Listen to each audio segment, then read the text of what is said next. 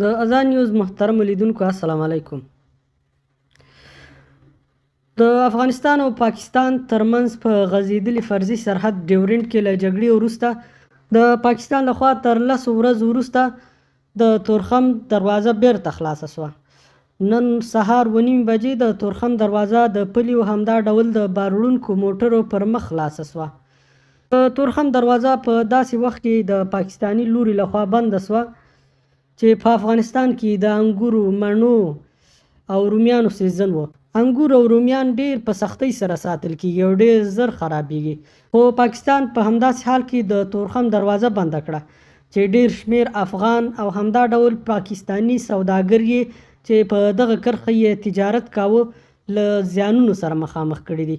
که څه هم د افغانانو ځینې مالونه خراب شول، خو هغه مالونه چې د تورخم غاړې ته نه وو اوښتلي او دلته بند پاتې وو، بیرته د جلال آباد او کابل د منډیانو په لور راوګرځېدل چې د جلال آباد او کابل د خلکو له لوري دغه میوې او رومیان بیرته په ډیر شوق سره واخیستل شو. زیاتره سوداګر له تاوان څخه بچ شول، خو سره له دې هم ځینې سوداګرو مالونه خراب شوي وو چې ډیر مالی تاوانونه یې اوښتي. همدا ډول که څه هم پاکستان د افغاني تجارانو ته یو ډول زیان ورواړو، خو د دې ترڅنګ یې خپلې پاکستاني تجارانو همدا ډول پاکستانی عوام ولس ته ډیر سخت زیان واړو. هغه سبزي چې هغوی مخکې په 50 یا 60 روپۍ اخیستله، اوس ورته په 400 ان تر 1500 کلدارو پورې تمامېدله، په داسې حال کې چې پاکستانی ولس له سخت اقتصادي مشکلاتو سره مخامخ ده او ورځ په ورځ پاکستانی کلدار خپل ارزښت له لاسه ورکوي. همدا ډول د دغې دروازې په د خلاصېدلو په پار په افغانستان او همدا ډول پاکستان ساحه کې پراته قومونو مظاهرې وکړې چې په لنډې کوتل کې د تورخم د خلاصېدلو لپاره د هغه ځای د پښتنو لخوا مظاهره وشوه.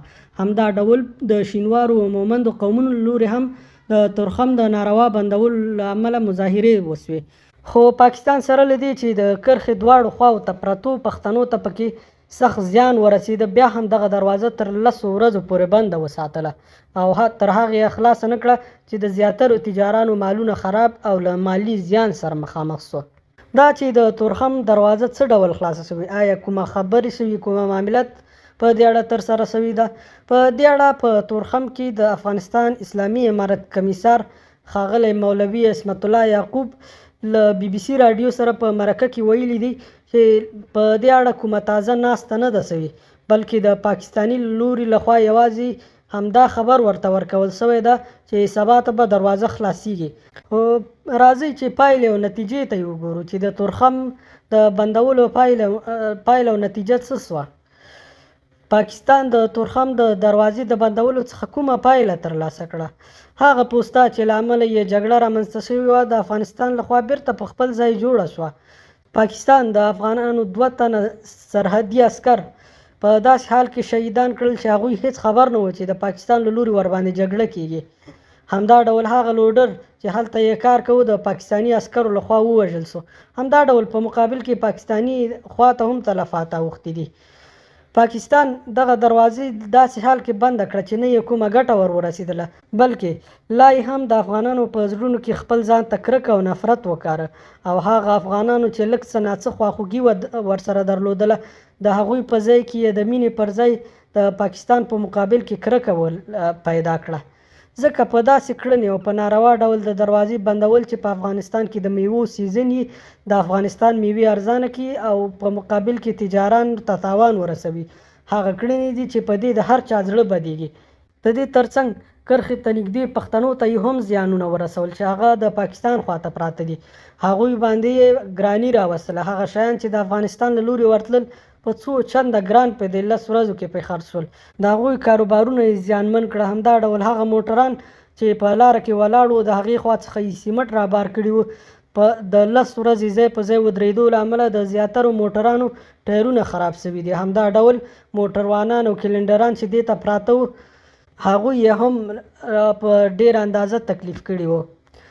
که موږ وګورو د افغانستان او پاکستان ترمنځ پخوانی تجارت ان تر 9 او 15 میلیارډ ډالرو پورې رسیده چې زیاتره له نیمۍ څخه زیاته برخه د پاکستان لخوا راوارد شوي مالونه وو چې افغانستان ته راتلل. خو اوس که وګورو پاکستان د افغانستان بازار د همدغه ناوړو کړنو له امله له لاسه ورکړی ده. هغه پاکستان چې پخوا به یې افغانستان ته په میلیاردونه ډالر صادرات لرل، دغه صادرات یې اوس میلیونونو ته راکته شوي دي چې د 800 میلیونه 200 میلیونه او یا هم 900 میلیونو په شاوخوا کې صادرات افغانستان ته لري. هم د افغانستان حکومت په نږدې راتلونکي کې پلان لري ترڅو د واخان له لارې ځان له چین سره همدا ډول د چاربهار بندر او د افغانستان شمالي سرحدونه د پاکستان د متقابلو او بدیلو لارو په توګه ولټوي او په هغې باندې کار شروع کړي.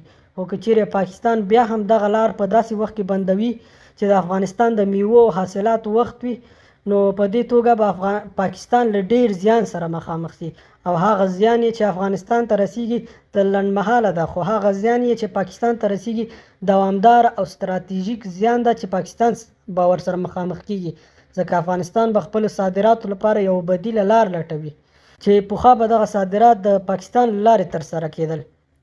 د دې ترڅنګ پاکستان په ځینې نورو داسې لارو چارو هم لاس پورې کړ چې پر وړاندې د افغان تجارانو احساسات راوپارول.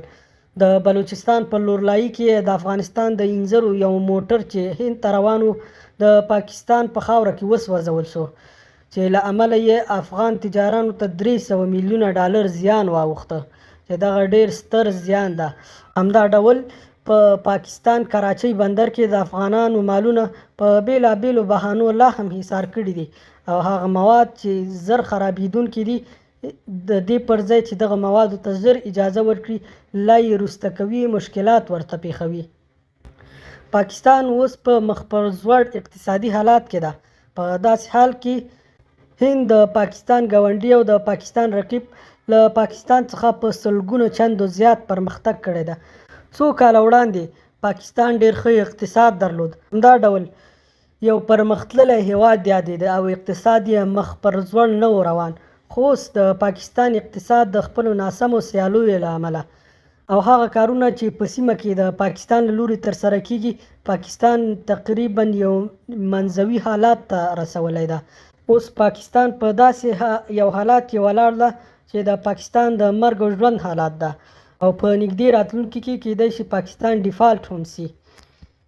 نو په داسې حال کې پاکستان ته دا نه ده پکار چې د افغانانو پر وړاندې لا هم پر خپلو زړونو کې د نفرت تخم وشیندي. همدا ډول پاکستان له هغې وروسته چې په تورخم کې جګړه رامنځته سوه د افغان مهاجرینو سره یې ناوړه سلوک پیل کړ. د پاکستان په بیلابیلو برخو کې د افغان مهاجرینو نیول پیل شول.